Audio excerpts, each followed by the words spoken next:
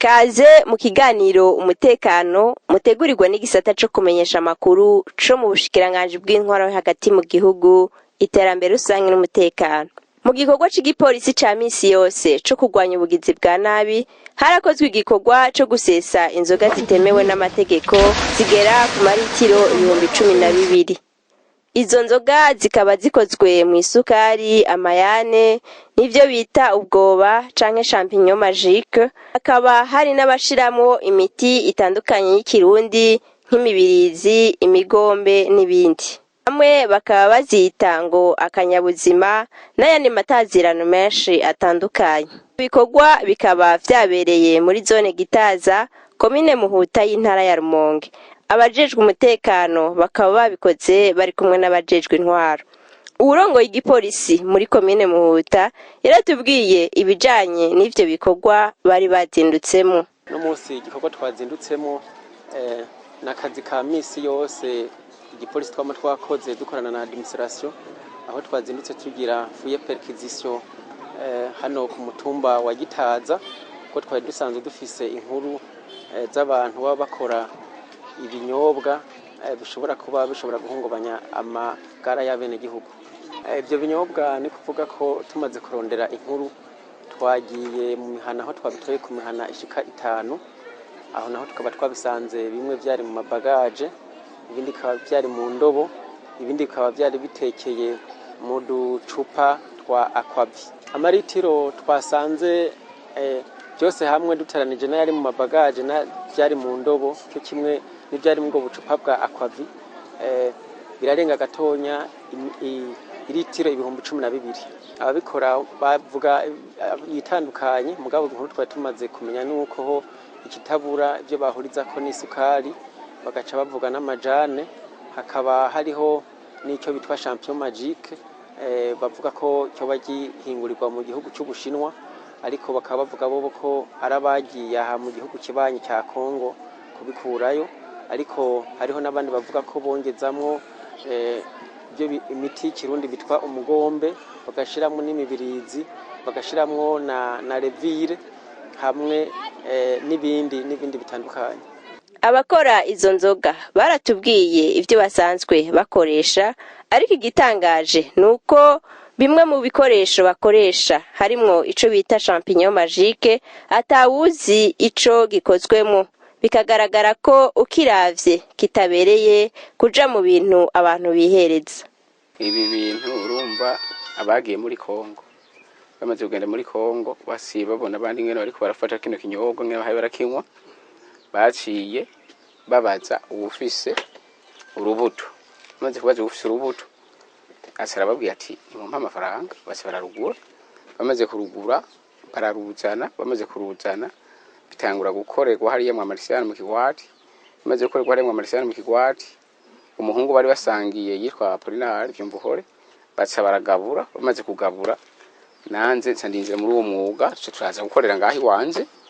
Rero twagana muri ubwo buryo nta bindi, urumva umwambiro wavyo kubereza n'urugoba nyene bavuga yuko ruva mu Bushinwa, ikozwe mu mazani gakogwa mu isukari, hamarwa tubereza n'urugoba, nta kindi kintu dusiramo. Kandi si ibintu bibi byo kuvuga ngo si ibintu bifungurwa, kuko amazani bayakora mu icayi, isukari barayisira mu cayi, nta bindi bintu dusiramo. Mugabo tubereye n'uyu mwambiro wari unogoba igaca yica ayo mazani yose niyo sukari, kuko tubimaze imisi 8, imisi 7 bifundikiye kugira ngo imaye itegarandi. Nkomoko uronda asigwe ndavuze ati abagiye muri Kongo bakuye ubwo bumenyi, bamaze gukora ubwo bumenyi bacana nabo barabibujana, bamaze kubuskana n'iwacu mu Burundi barabikora, babikoze batangura baripimira ko baranwa, bumva gahwanye nako banyoye hakurya muri Kongo. Bamaze kumva karyose baca barakora, rero batangura gusira ku isoko, basize ku isoko ugafashe akavuga ati akantu kameze neza karyose, bise bigenda uko nyene. Ncamake ibidukora turakoresha ibintu bitandukanye, turakoresha icayi, turakoresha ico bita champignon magique canke kombosha, turakoresha sucre, turakoresha n'agatangawizi gakeya. Mu bisanzwe uyu muti jewe ikintu ndawutekamwo ngura isukari nkashiramo n'ubuki nkashiramo umufumya nkashiramo n'umugombe nico kintu jewe nshiramo ngaho muri uyo muti ubuki nshiramo nk'ibikinzo nka 2 vyonyene ndawutetse nk'uno munsi ndawukurayo nk'uwundi nk'uno munsi kandi ukacumara nk'indwi nka 2 ufate nk'indwi 3. mu gihe abajejwe intwaro n'umutekano babona ko ivyo binyobwa abo bantu bahingura bibangamira amagara y'abenegihugu, abo babikora bo babona ko ari imiti ivura ingwara. Uyu muti mu bisanzwe ikintu uvura amaguru uryo usanga vyimvye amaguru, ukongera ukavura estoma igirira mu mutima, ukongera ukavura n'amibe iba yaserutse ugasanga umuntu yari umenga numwe yariwe n'amavubi, ukongera ukazibura n'imici n'ububabare umuntu akunze kuba agira ububabare bwo mu mutima irawuvura. Akamaro navyo bifise, turafise igishinga ntahe c'abantu bamwe bagiye bawushingira intahe, ariko mu vyo tuba tugizene nka twebwe tuba tuzi harimwo ibintu vy'amavi, amagute, harimo nk'umuntu la fatigue, abantu bafise ingorane zo mu gikiriza n'izindi ngwara zitandukanye, nk'abantu barwaye nka diabete hariho nk'abipimisha akavuga ati iriko iponguka canke ibiharuro biko biponguka. Ncamake twasanze ufise akamaro nyene kadasanzwe ku banyagihugu. Nagize recherche sur Google ndabona uko bitegurwa uko bitunganywa, niho nakuye n'ivyo bintu mwumvise nadondaguwe ushobora gufasha ku mubiri w'umuntu. Ukuntu yabonekanye jewe ndi hano jewe nayizanye ari jewe ndayizanye natembereye hakurya muri Kongo, hagiye nyene umuntu aza kwisumamo. Umuntu agiye kwisumamo rero mbona kumbure ukuntu bagenda bayikurikirana kumbure mbere tukiuzaho byavugwa neza ko ari iki ari umuti, kandi koko ari umuti kuko igituma ndabivuga uko jewe icyatumye kumbure nayikurikirana ico gihe nari mfise ubugwayi mu yandi majambo bwaha mu gikiriza, kandi ahoga nakajya kadiriza mu by'ukuri sinashobora kugaterura. Aho rero mvuga ukuri kumvikana kandi kubahera. Hanyuma rero uyo nyene kumbure yabari karawukora, abagenzi baravuga tuti rero ariko arawutembereza nkuko ti uyu no muti atushobora kugufasha mu buryo bw'amavi, mu buryo bw'umugenza, mu buryo bw'igikiriza, aho kumbure niyo hayo urakora ibikorwa udashobora kuruha n'uburuhe naho woba warushe ukajya gusanga ari bisanzwe. Basi rero buze tuti rero uko byomera kose rero usubira rero nanze sinoshobora kugenda ntagizene ntawujanye kugira ngo nizaba ngombwa nanjye nshobore kuwukora, hanyuma ndawukoze kumbure nanjye uzomfasha mu gihiki. Ncamba ico gihe nsanza ndawuzanye rero cyanda wicarika ngaho. Basi rero tugeze gutangura gukora rero urabona ko twakoze tugakora hanyuma mu nyuma rero uyu mwana amaze kuba kwishuri avuze tuti rero jewe ndabona ko kumbure umenga uko byomera kose kubandanya umuntu akora atari karakorera ku muco cyangwa ku mugaragaro byoba bibabaje, kuko n'igihe byoshika kumbure n'ubutungane bukanadushikako twohava tugira ikibazo. Basi rero uyu kubera yaciye kwishuri rero umwana ati nehe acaritika yitike rero atarawukurikirana, ndamwereka kumbura ukuntu bagira nte bawutunganya, rero atarawukurikirana. Hanyuma rero niyo yacaza gutangura kurondera iki izo mpapuro mwabonye tanguye kurondera izo mpapuro mwabonye urumva rero urabona iyo bigeze uko rero niko byagiye bikurikirana impapuro rero urabona ko n'ubundi nyene yarakizibandanya kuzirondera kandi si ukuvuga ngo yarakeneye kugarukiriza aho gusa ahubwo hari hakenewe yuko nyene yobandanije kugezaho aronka uburenganzira bwo kugira ante bwo gukorera hehe ku mugaragaro kugira ngo arondere uburyo bw'ukuntu yogira ante yobaho uko rero niko byagiye bikurikirana. Abo bakora ivyo binyobwa bitemewe n'amategeko mu gutangura kubikora ngo bisunza abandi babitanguye bakaba bababwira ko bafise n'impusha zo kubikora. Gusa umuntu umwe gusa niwe yavuga ngo afise inkaratasi zemewe n'imiti y'ikirundi kama. Rero amaze kuvuga yuko afise izo nkaratasi bari twaramwegeye tuvuze rero mugabo ufise inkaratasi izo nkaratasi kugira natwe hajya bagize kuducaka twerekane. Rero uwo mutama yasi yavuga ngo nyene ngo asiyaheba akazi n'ahandi niko namvise yasiguye ngo yahevye ahubwo bisanzwe nk'uko komiseri yavuze nuko mutwegeranirize hamwe n'uwo muntu akaza tukasa tumanza tugasigura neza kubera nyene yavuga ati inkaratasi za bino bintu z'imiti kama ndi naco kuko ziko ari kwasizeranye arambwira ati neza nawe ufatwa jewe nsanzana izo nkaratasi kugira ngo kubera byose byavuye kwishami rimwe. Iki kintu kugira tugikore hariho umutama kuri jewe ni papa mudogo twakorana yari yagiye wenyene aravyigira arajana n'urupapuro kandi izo mpapuro nizo twaratwerekana tukerekana nyene nk'abategetsi bakaziraba kuko si rya mbere dufaswe muga gusa kugira haza abantu bangana uko ni rya mbere ashika indani mu nzu nkafundurura bakaraba bagasanga nta kintu na kimwe kirimo bagaca basubira. Ndibaza aha hariho abantu benshi baba bacihereza ndibaza ko atangaruka mbi cari bwabatera. Abantu benshi bakizitswe n'ico kinyobwa bavuga ko afise ingwane mu mubiri kandi barakize ana n'igihe iyo ngwara yo mu mubiri wiwe imaze kuko ashoboye kumbwira ati ingwara imaranye igihe ashobora gufata nk'ubucupa 15 ayimaranye igihe gito ashobora gufata ubucupa nka 10. Hariho ababandanya n'abatabandanya bafata twarakize ababandanya rero nabaryohewe bavuze ati twokigira ikinyobwa.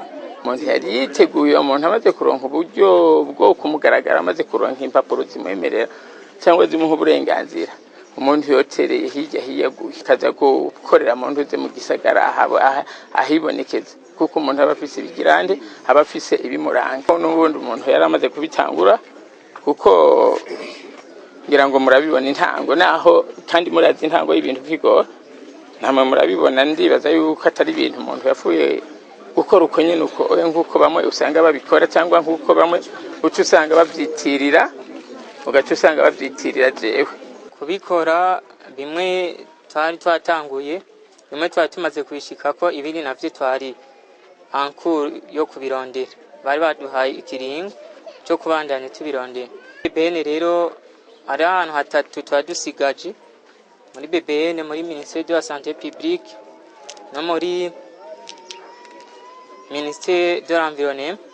Rero bari batubwiye uko aho nitumara kuvayo tuzongera tukaja muri Ministère du Commerce bakaduha certificat définitive ishobora ko mucamake agahaze koko gasana kariyo ariko umuntu yari yagirageje kurondera bimwe mu byangombwa ibindi navyo nababwiye ko twari tukibirondera hariho ikiringo bari baduhaye cyo kubandana tubirondera tyageje kuraba hamwe ego umuntu yaciye kwina amategeko ariko umuntu amaze kuba yomenya ati inzira bicamo nizi niyo mpamvu twashatse gukorera mu muco tubandanye turi mu guca kwina amategeko.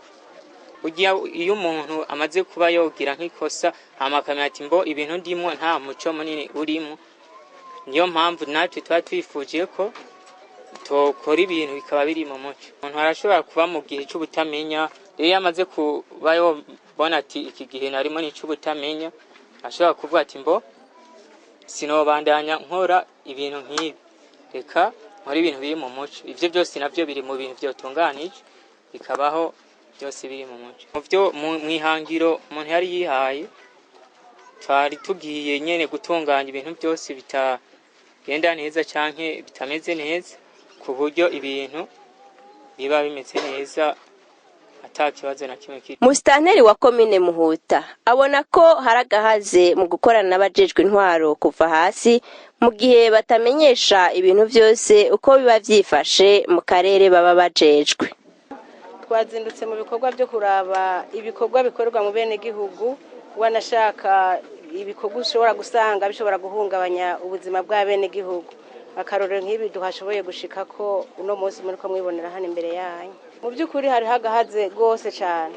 Tuca tubona yuko indongozi hasi guhera mu nyumba 10 no mu gacimbiri boba barataye akaranga k'uburongozi.